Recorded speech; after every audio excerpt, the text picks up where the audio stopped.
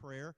Ask the Lord to help us as this evening as we meet and to have this conversation that we're going to have together tonight. I'll talk to you about that after we have prayed. But let's pray together.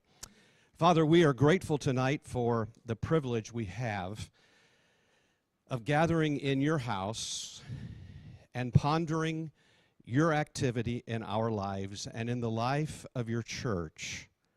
We come tonight grateful for your provision that has brought us safe thus far, your provision that ensures that as we face the days ahead that you will be with us.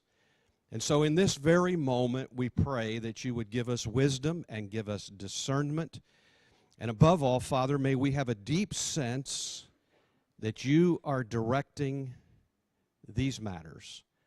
And Father, as all of that occurs and as you bring that about in our lives, we'll give you praise.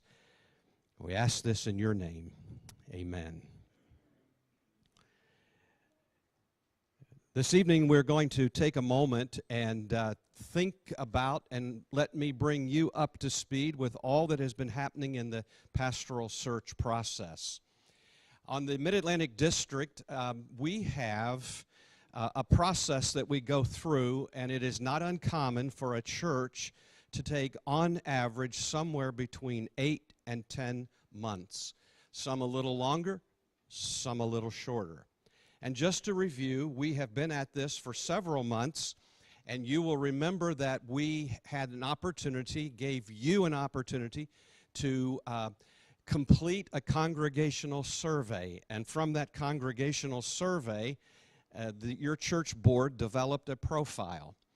You'll remember that I came back and met with you and shared the results of the congregational survey. In addition, I shared with you the profile that your church board had created.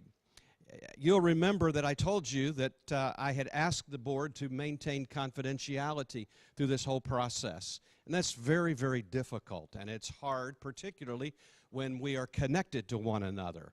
And when we are accustomed to sharing information with one another, it can appear that we are trying to hide something. But the reality is we're trying to make sure that we can do the work necessary.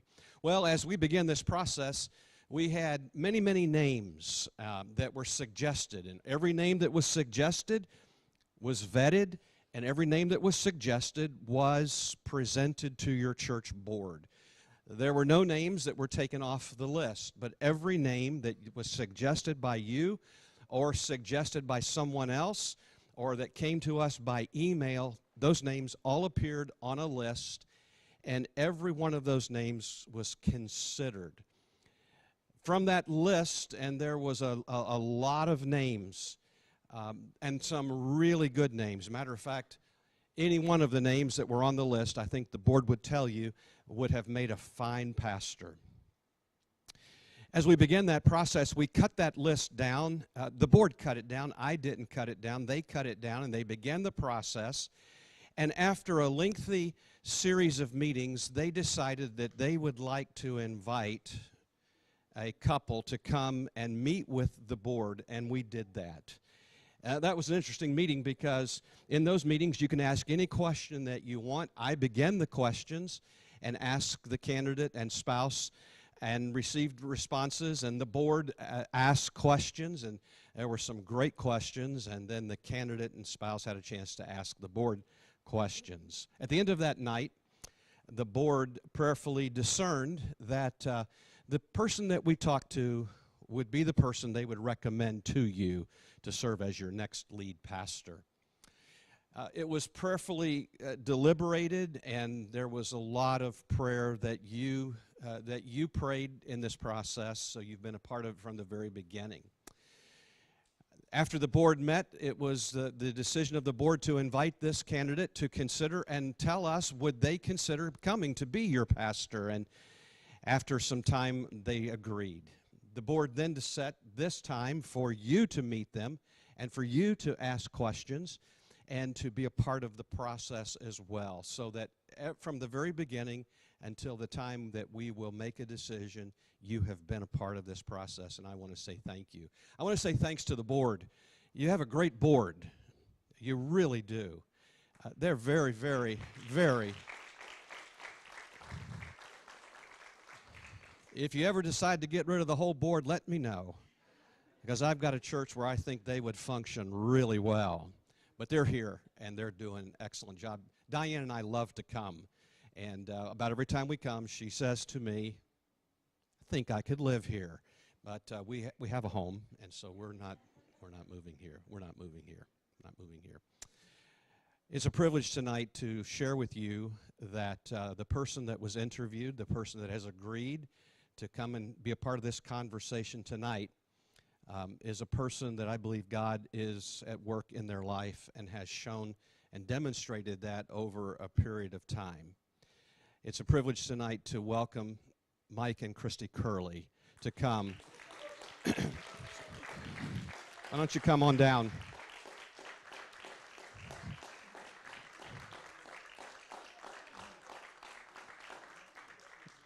Now, thanks for being here. I'm always concerned that we invite somebody, and before they get there, they say, I don't think I'm going to come. And then I announce the people, but I'm glad you're here. Would it be okay with you guys if we stood? Is that okay? So I want you to, if we sit, it could get long. So if it's okay, we'll stand. Is that all right? And I think they're going to get you a mic. Not you. You can be seated.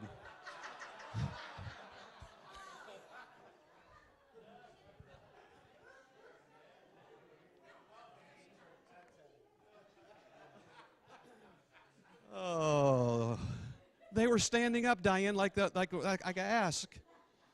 You stay seated. The three of us will stand. Is that okay? Now, if you want to stand, go ahead. But you won't need to. You won't need to. Yeah. I can't wait to go to the next interview. It's going to be awesome. I have this church. No. Here's what I'd like to do this evening, and I'm going to share with you that this is an opportunity for you to ask questions. And I'm going to ask two questions to kind of launch us into this conversation. And then I'm going to open the floor for you to ask questions and to welcome those who are online participating in this moment. But I would like for you to be thinking about your questions, and I'm going to have you at that time, I'm going to have you stand individually if you're going to ask a question. And from right where you are, I'll repeat the question in the microphone so that those that are watching online will be able to hear that. But as we begin this conversation tonight, and Mike and Christy, it is so good to welcome you home. This is home for you, and this is a really special moment. As we begin, just two questions. The first question is, these people know your story. Are you okay, Christy? It's going to be fine. It's going to be fine. I'm an emotional person. That's okay.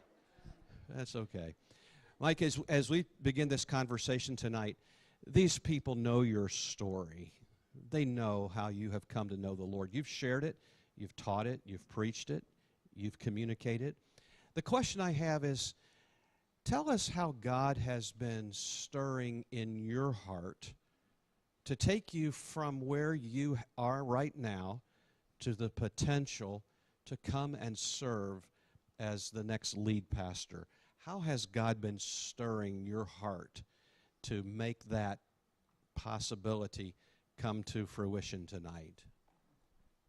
Well, since the conversation kind of got started, and Christy and I were aware that that I was a candidate, it kind of got the wheels spinning. Like, man, what does this actually look like in real life? Because, I'd imagine it occasionally, going through the coursework to get ordained and this kinds of things. I think naturally, it does cross your mind, but it became real at a point. And as we've, her and I have kind of talked about different ideas and what the future might look like. Obviously, the unknown is always a little scary, and you don't really know exactly what you're getting yourself into until the time comes. But I think for me, it's some of it is scary, but it's also so exciting because I know you guys and I love you guys. This is my congregation. I went to church here when I was a teenager, so I've known a lot of you a long time, and just the idea of being able to, shepherd and pastor this church is unbelievable. It honestly is amazing to me to even have the opportunity. So, I know we've definitely had a lot of changes in the past couple of years. We've lost some people, and obviously we've lost Pastor Paul, which is a huge blow. But when I think about the future, I know that the Lord could do amazing things. We've seen it happen in this church time and time again, and I know the Lord's going to continue to do amazing things here. And that's always going to be my first strategy, is just trusting the Lord and pointing people to the Lord, pointing people to Christ. And I think that if you do those things and you are faithful and obedient, the Lord's going to take care of the rest. So great. Christy, tell us a little bit about your transition to come to this point and what God has been stirring in your heart as well. So, Pastor Paul, a couple years ago, he would hint things like, well, if I ever left, I know who would be a great candidate. And when he would say that, I would be like, whoa. Let's take it back a little bit. So then, right, just like he said, as it became real, as things were moving in motion, and my prayer always was, Lord, if this is your will, make it as evident as possible, something that we really can't deny, because we know that the Lord is moving in it. So in this whole thought process, it's been scary. It's been a little bit confusing and surreal. When I look at where we were, even 5-6 years ago, God has done some amazing things in Mike's life, and but at this point, if this were to happen, gosh, I'm so excited. It's exciting. It's an honor. Yeah, I want to say that too. It really is. It is an honor and a blessing to even be in the conversation. So I thank the board. I thank Dr. Bowser and all of you guys for all the hard work that's going into getting us to this point. I mean, it really is a blessing and an honor. Let me ask, I told you I was going to ask you 2 questions, and I'm going to, but I might add a third. But the question that I want to ask is not about qualifications. It's not about your experience.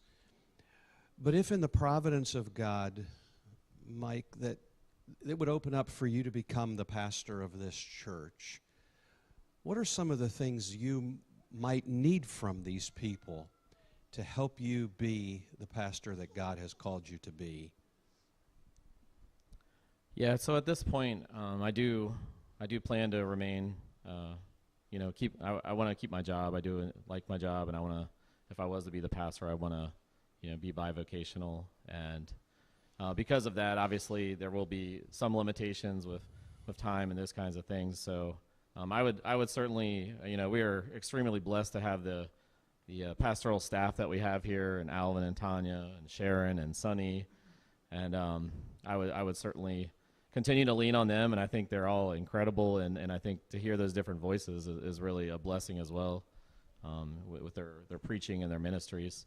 But from a church perspective, I think, obviously nobody's going to be Pastor Paul, so Pastor Paul is extremely prolific, and of course I would always do my best, but I would just probably have to ask for patience as well, because I'm kind of a rookie in a lot of ways, and I would need some patience and grace as well. So, but otherwise, I mean, I think we have a lot of great people in this church on our board, and people serving in so many different ways that I think we're already in pretty good shape as is. So.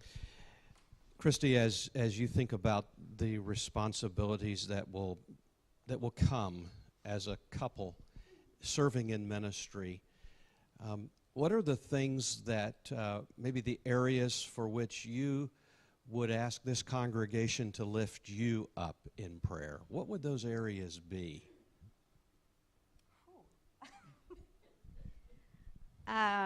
So I do like to be in control to some to some extent, and I think that does kind of pour over into our relationship. So probably just maybe just correction, gentle correction. Obviously grace as well. I think about all of the things that, us or him, being so new to a lot of this. I think about the religious holidays that we may not even, think of or know, or, traditions that have gone on forever that maybe isn't in the forefront of our minds, maybe just some kind of reminders, and again, just grace and patience. Yeah. And just prayer that I will not be too controlling. Let me ask, and while I'm asking this question, in a moment we're going to shift gears and we're going to give you a chance to ask questions. And as you think about the question, I'd like for you to ask the question in such a way that if you were standing here, you would like to receive that question. So this is not an interrogation. This is not an inquisition. This is not to see if we can trip Pastor Mike up. This is a way of... You probably can. Yeah. This is a way of getting maybe an understanding that will help you as you think about the decision you will make, because we will make a decision. So think about your question, and we'll take some of those when we after I've asked this question. Pastor Mike, as you think about it, if again this were to become a reality, you're working, you've got a really great job, it's demanding. You've already indicated to us that your intention is to rely upon the staff to help in a lot of different areas. It's a very unique church, and that God has, the number of staff and the number of people God is raising up here is evidence that God is up to something. But I'd like for you to talk a little bit, and we talked about this when we met with the board, so this is not a new question, but talk to us a little bit about maybe the first kind of 100 days as you make the transition from just solely working at your job and serving as a staff. Like, what does the first kind of 100 days look like as you think about making this transition? And I'm not asking for the sermons you're going to preach, but how will you begin to orient your life because of this change over the next 100 days? Yeah, I definitely think time management will be very important in my life, and obviously I don't want to, sacrifice the relationships with my family and the time I spend with them as well. So I know that's going to be extremely important. Having the opportunity to preach as often as I have recently has been a great, kind of warm up, I guess, to see what this looks like on a weekly basis. So that's been really good to get me mentally prepared for what it would look like. But I think for the first 100 days, certainly time management, I would certainly want to, I think we've already begun doing that, but one thing that was really important to me was to unity in the body, because I felt like we had lost some of that over time, and I think we're really starting to work on getting that back and getting together in person and, hanging out downstairs before the services. And obviously people always love to talk after the service, but just having that built-in time of fellowship together, I think, is so important for the body to remain cohesive and strong, and things flow out from that in all the different ministries that we have here. And I think we're seeing that as well. We got a lot of different things going on with the mission, with Jamaica, with Safe Stop, all those kinds of things that we are participating again, and the wheels are kind of turning again. So I think that's a huge one for me, is to really keep those relationships strong within the church and keep that unity in the church with the people that are regularly here. And obviously we have people online who attend, and I think it's important to reach out to them as well. I'm all about really making the Word our foundation, and I think I would want to start some additional methods of discipleship, whether it's a weekly Bible study or something to that extent. So I think that at least in the early going, those will be a couple of my initial goals. Just understand that every church that we have is coming out of COVID and is reorienting themselves and repositioning and resetting. And so the kinds of things Pastor Mike has shared with you are really the kinds of things that will reestablish some of the connections that have suffered over COVID. And so that's part of our process. Let's take a moment. If you have a question, I'd like for you to stand, and I'll hear your question. I'll repeat it, and then we'll give either Pastor Mike or Christy an opportunity to respond. Anybody have a question? Yeah, Sharon.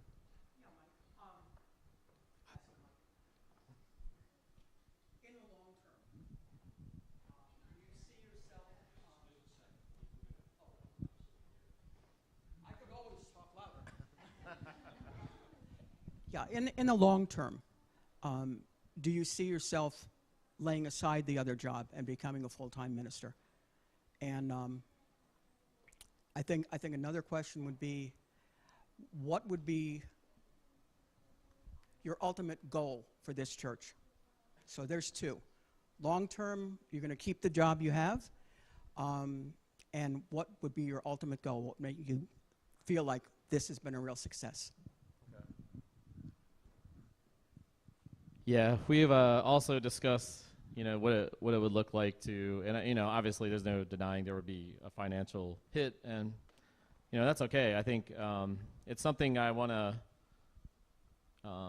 explore a bit more in time, but I do think, to me, the call to ministry is more important than my job. I think there's no doubt about that. So I think for our church and kind of where we're at least as far as I know, I think being bivocational would be beneficial for our church, at least in the short term, until we kind of get back on track again, maybe. And we have a lot of things we need to do around the church as well, a lot of things that cost a lot of money. So I think there'd be benefits of having that scenario, at least for the short term. But ultimately, yeah, I would be open to it if if it works out that way. So as far as the long term goal, I mean, a lot of times I know everybody bases success off of growth, and I definitely think that's important, and it is a sign of health in a lot of ways. But I do think that would be one sign of success, I guess, within our body. If people do want to be a part of this church, I think that is a good sign, But I would love to see, we've lost a lot of families, and a lot of the kids that we had here and that kind of stuff, and that's been heartbreaking for all of us, I'm sure. And I'd love to see more families come back and have more kids, and really be able to grow this congregation. But ultimately, we all want to be Christ-like disciples. I think that's the ultimate goal. We want to be as close to the Lord as possible, and that would be my job first and foremost. And all the different ministries will hopefully cultivate that closeness with the Lord in all these different realms of ministry. So.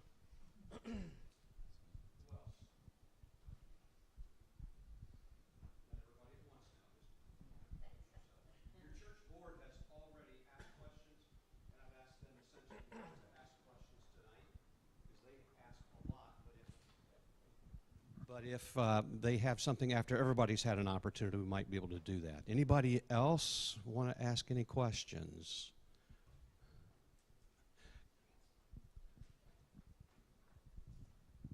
So I know that everybody knows that we actually approached you for this opportunity to help us out and to grow our church and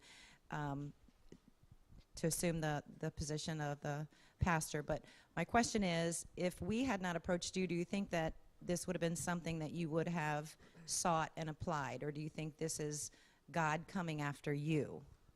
Does that make sense? Did that make sense? Yeah, I think so.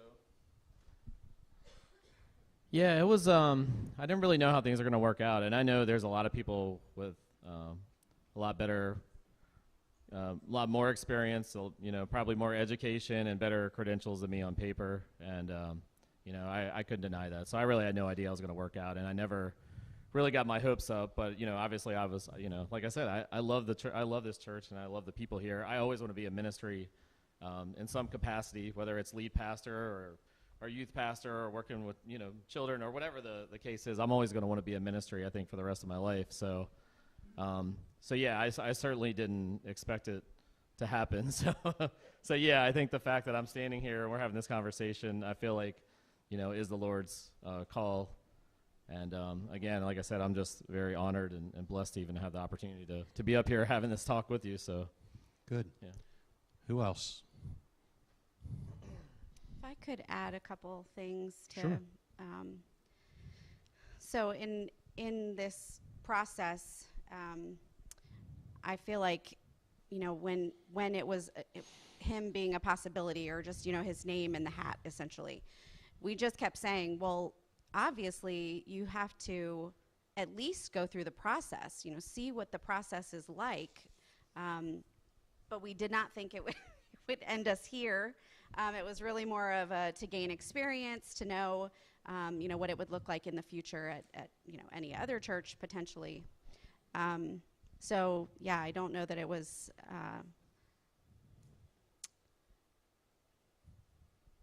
Yeah, but I was also going to say about the goal.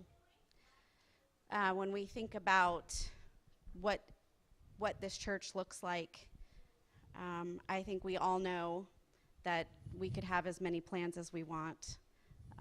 And so I just would hope that we all cohesively rely on the Lord and what he sees for the church. We can, I mean, obviously you have to plan, you do, but he's going to make it what he wants to make it and take us where he sees it.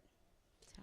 Let me also say that across our district, we have had, over this almost 7 years I have served as district superintendent, we have had several who have moved from an associate position to assume the lead pastor position in a church. But not one of those cases, including this one, not one of those cases was there ever any shortcut or bypass. Every candidate, including Pastor Mike, went through a very robust process. And just because he was known does not mean that was the automatic. But I can tell you that in this case, as in the cases where we've had associate pastors assume the role of lead pastor, it has been the same process. So if anybody thinks, well, the board just simply said, this is what we want and this is how we're going to go about it, that did not happen. What you see tonight could easily be another person who came through the process, but Pastor Mike and Christy came through the process and are here because of the decision of the board and not just the fact we know him. So I want you to understand that this is not just, we don't know those, but we know this one, and we're going to take, that did not happen. It was a very thorough, and I think they would attest to that, and timely process, and the board did excellent, because I wanted just to make sure you understood that. This has happened, I think probably, Pastor Mike, this might be the 4th or 5th time on the district where this has happened. And so it's something that is ongoing, but each of those processes were rigorous to get to this point. Any other questions? I don't want to cut it off, but I don't want, remember, they're standing up the whole time.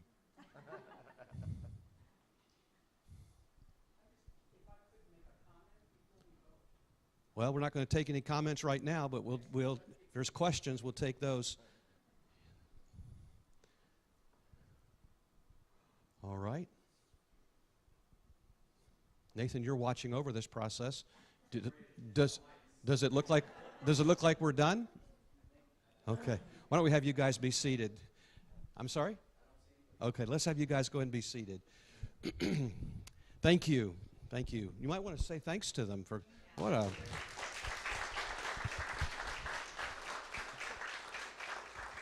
I'm going to ask Noah to come. Would you come quickly, Noah? Noah serves as your church board secretary. And you say, well, what does that involve? That involves a lot. She is the one who records all the activity of our board. She is the principal interface between myself and the church board. And I don't know if you know it or not, but this is one incredibly skilled person and has made my job very easy. She has been the one that has kept you up to date, has made announcements, and she and I talked before the meeting tonight that based on the announcement that has been made and the announcement of this meeting tonight, if there is no objection, we're going to conduct a vote this evening. And I think that's a fair assessment of where we are. Is there anything you want to talk to us about that process? I'll give the specific ballot information. No, I'll just say that he asked if the church was, if I felt like the church was ready to take a vote, and I said yes. I think everybody is more than ready. So I spoke for all of you, so I hope I spoke correctly. Well, I don't think they're going to throw you out. I think they're going to keep you. So here's what we're going to do this evening. The announcement was made a couple of Sundays ago that we would have this congregational meeting tonight. And then it was announced again this morning that we would meet tonight. The Manual of the Church of the Nazarene requires that it be announced in 2 regularly scheduled services, and that has been accomplished. Typically in these matters, we do this meeting and we announce that there will be a vote, and we announce it the next Sunday, and then we take a ballot. But because of the excellent work that your board has done, and particularly your board secretary in keeping you informed, we're prepared to cast a ballot this evening. The only ones that I'm going to ask not to vote tonight would be Pastor Mike and Christy, and I think you can understand why. And I think they will honor that. Here's how we're going to do this evening. We have people that are watching online. We have people that are participating online. And pre-COVID, we would not have been able to invite you to vote, but we are this evening. And I want to say thanks to Nathan and to Noah for preparing a digital ballot in a Google form. And so the instructions will be available to you to vote online. And here's how we will do it. You must have reached your 15th birthday, and you must be a member of the church to vote.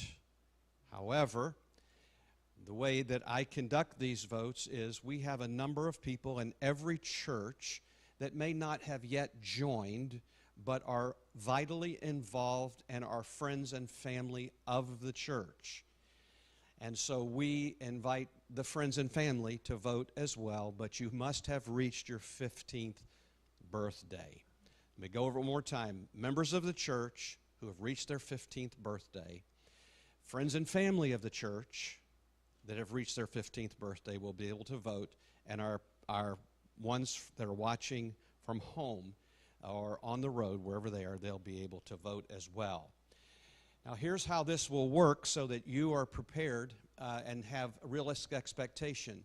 We're going to have to give a little time extra for those that are voting online. So this evening we will vote, but the announcement of the results of that vote will be seen first by Pastor Mike and Christy.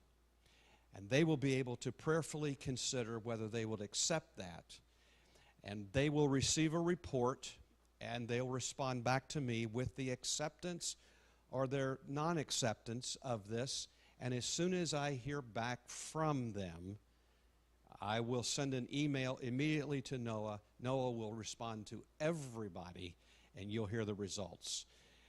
That's the way we'll do it this evening, okay? So you might have hoped we would vote tonight, and you could just sit here like it's election night, but all the precincts will not be in. And so we're going to have to ask for your patience, and I know you will be patient. If there is no objection, I'm going to appoint Noah and Nathan to serve as our board of tellers. They will distribute the ballots, and they'll collect them. So here's what we're going to do first. We're going to receive the first ballot, which is the ballot that is for members of the church. If you are a member of the church, that is, you've joined this local church and you have your name on the membership roll, I'm going to ask you to stand quickly, if you will, and Nathan and Noah are going to distribute a ballot to you. Don't mark your ballot till we've had a chance to give you some instructions. One ballot per person. One ballot per person. You are a member of the church. Every ballot will be counted, and we will tally them, and all the information will then go to Pastor Mike and Christy. Make sure everybody's got one. And if you need a pen or a pencil, maybe somebody beside you, it's kind of like being in junior high school again. Just ask them, and they'll have a pen for you or a pencil. When I give you instructions to vote in just a moment, I'm going to ask you to vote and not fold your ballot. Please do not fold your ballot. The ballot that you are holding in your hand is a simple ballot that says Leonardtown Church of the Nazarene. It has on it the name of Pastor Mike Curley. Yes or no.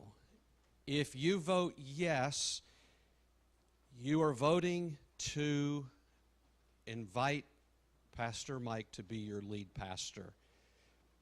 If that is not your intention, you would vote no. Vote yes if you are in favor. Vote no if you are not. So let's go ahead and take a moment to vote.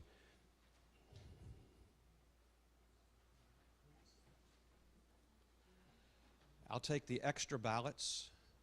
I'm going to let you keep that sleeve for them.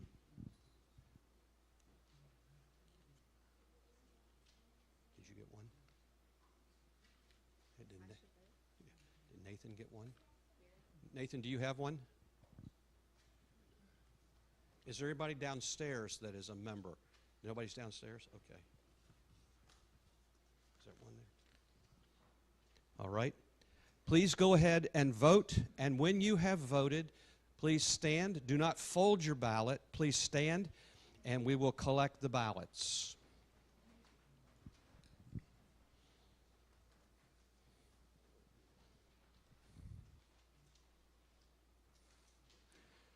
Thank you. You can pass them down the end of the aisle if you trust the person seated on the end of the aisle. Even if you don't, just go ahead and pass them there. Have all ballots been collected? You guys still have yours? All right. Nathan, if you would then collect all of them and hold them there, we're going to distribute the next ballot.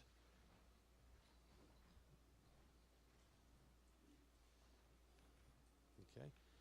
The next ballot is for those of you that are friends and family of the church. You have reached your 15th birthday.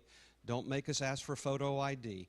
But if you have reached your 15th birthday and you are a friend and family of the church, that is, you're not a member of the church, but you're a part of this church, would you stand and we will distribute the ballot to you. Go ahead and stand quickly, and we'll make sure that you receive a ballot. Are those the finished ones? Great.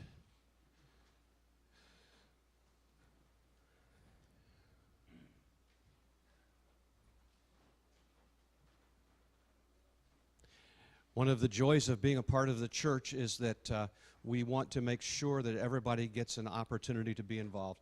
Be seated. If you'll take just a moment, vote yes. I am in favor of Pastor Mike Curley being the lead pastor. Vote yes. If you are not, vote no. Please don't fold the ballot, and then when you have voted, you can stand and we'll collect them.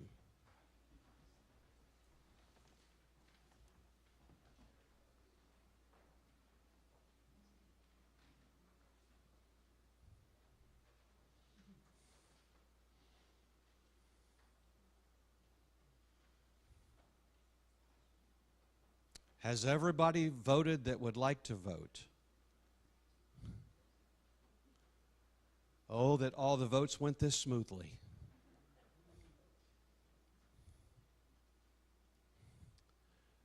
Okay. Are these the extras?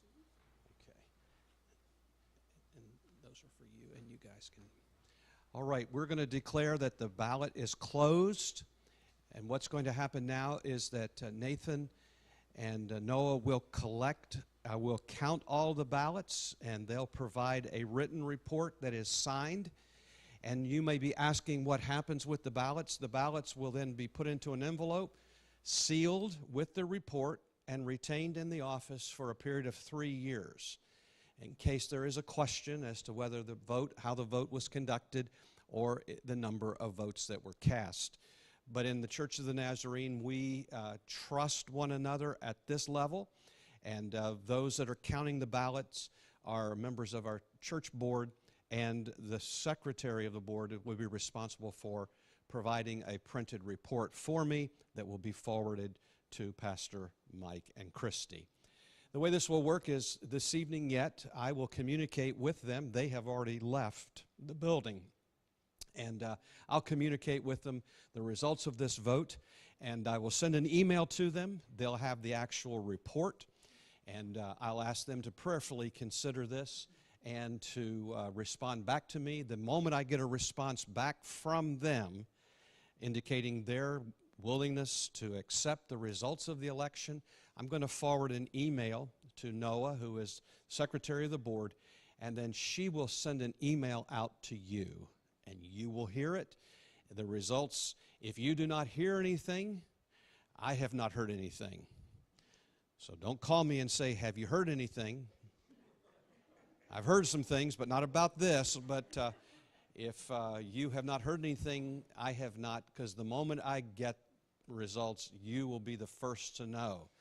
And the Lord willing, I'll be able to check off one of my churches that is empty and will soon have a pastor. We're going to close in just a moment. I want to tell, yes, sir.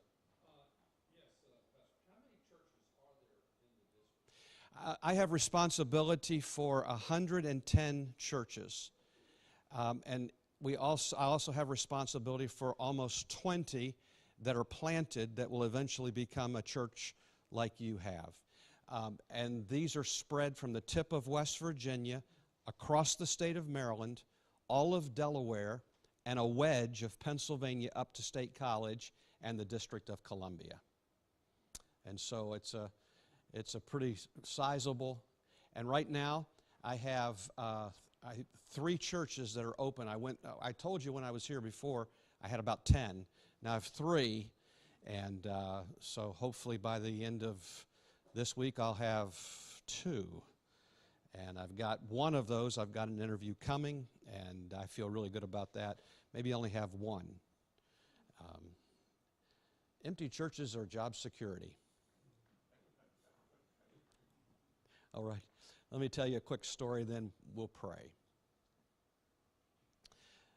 Pastor Paul McPherson is probably my dearest friend, one of my dearest friends. And about 2 years ago, he and I were having lunch, and we were playing the game of who will follow you? I asked him that. And he said, I don't know. He said, who's going to follow you? To me. I said, I didn't know I was going anywhere. And he said, I didn't know, I'm not going anywhere either. So I had to buy barbecue. But he said to me, I'll tell you who I think God is working in their life that has capacity to be the next pastor, whenever that is. And at that time he had no idea. So I don't want you to walk away thinking, well, he knew. He didn't know until he told you that he was leaving. He was not looking to leave. He wasn't really looking. But he mentioned to me, Pastor Mike Curley. He said, I believe God is working in his life. And so when the board began to work through this process and vetted, came down to the very end, and I have not said anything to Pastor Paul about who was coming. So that's not your story to tell, so don't call him tonight and say, you're never going to believe what happened. But I just want you to understand that God is at work in your church, and the future is incredibly bright, and it's going to take all hands on deck. And so I just want to encourage you tonight to continue to discern God's will. We'll know in the next several days what the next step looks like. And here's the good news. Regardless of what happens in the next several days, God is still God. And He's at work, and He wants to use us. So thanks for being here tonight. Now I'm going to ask you all to stand for real. Stand up with me. And we'll pray together, and then we'll head for home. We have school tomorrow, work, and responsibilities. Father, thank you tonight for the closeness of your presence that we have felt in this place. We thank you for hearts of obedience and spirits of cooperation. I thank you for this church board and for the people that make up Leonardtown Church of the Nazarene. God, I believe these are people of your choosing who long to see you work in this place to bring transformation and hope to lives that are lost. I pray, Father, for Pastor Mike and for Christy and for the family, Lord, in these days of waiting. I pray, Father, that you would reward them with your presence tonight. Assure them that you are at work. And, Father, we wait in humble obedience for your will to unfold. And as it unfolds, Lord, give us courage to walk in your will. Now, as we head to our homes, our responsibilities, our families, and all the things that are on our list to do, may you be glorified, for we ask this in your name. Amen. Amen. Lord bless you. Thanks for being here. Thanks for you online as well. We are grateful that you participated with us tonight. God bless you.